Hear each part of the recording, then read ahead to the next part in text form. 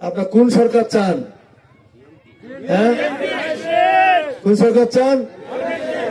ধানের সরকার চান? ধানের সরকার চান? ধানের সরকার চান? ধানের সরকার জনগণ চাইলে অবশ্যই আগামী 12ই ফেব্রুয়ারি সেই নির্বাচনে বিএনপি জয়যুক্ত হবে। আজকে বাংলাদেশের বাস্তব অবস্থাটা একটু চিন্তা করবেন। এই 12ই ফেব্রুয়ারি নির্বাচনে আগামী দিনে কে দেশ চালাবে, এটা কিন্তু অনেক চিন্তা করলে বুঝবেন।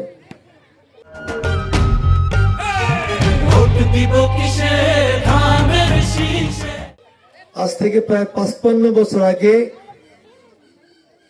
একটা রক্তক্ষয়ী যুদ্ধ হয়েছিল, যে যুদ্ধের মধ্য দিয়ে আমরা 30 লক্ষ মুক্তিযোদ্ধাকে হত্যা করা হয়েছিল, আমাদের 2 লক্ষ মা বোনের সম্মানহানি করা হয়েছিল। আজকে সেই যুদ্ধকে কি ভুলণ্ডিত হবে? সেই স্বাধীনতার ঐতিহ্য, স্বাধীনতার সেই দেশপ্রেম, সেই মুক্তিযুদ্ধের চেতনা, মুক্তিযুদ্ধের বিশ্বাস, যার মধ্য দিয়ে আমার বাক স্বাধীনতা, আমার গণতন্ত্র, আমার সার্বভৌমত্ব, আমার জাতীয় পতাকা, আমার মানচিত্র, আমার বাংলাদেশ, আমার জাতীয় সঙ্গীত, আমার সোনার বাংলা, আমি তোমায় ভালোবাসি, সেটাকে আজকে বিলীন হয়ে যাবে? আজকে আমরা সেরকম অশনি সংকেত দেখতে পাচ্ছি। ওই স্বাধীনতা যুদ্ধের যারা বিরুদ্ধে ছিল, যারা চাই নাই বাংলাদেশ আমাকে দেশ সৃষ্টি হোক, যারা চেয়েছিল আমরা পশ্চিম পাকিস্তানের গোলামি করি, তারই প্রেতাত্মারা আজকে আবার বাংলাদেশের ক্ষমতা নিতে চান। কাজে সেই ক্ষেত্রে আজকে আমি প্রতিটি বাংলাদেশের মানুষকে অনুরোধ করব, আসুন আমরা এই বিবেককে ধারণ করি, যারা আমার বাংলাদেশকে সৃষ্টি চায় নাই, যারা আমার বাংলাদেশ সেটা চায় নাই, সেই দল, সেই মানুষদেরকে আমি ক্ষমতায় আনবো, আমি তোমার এটা কল্পনা করে আমাদের প্রত্যেকটা মানুষের পাপ হওয়া উচিত। আজকে তাই আমাদের ঐক্যবদ্ধতার সময় আসছে,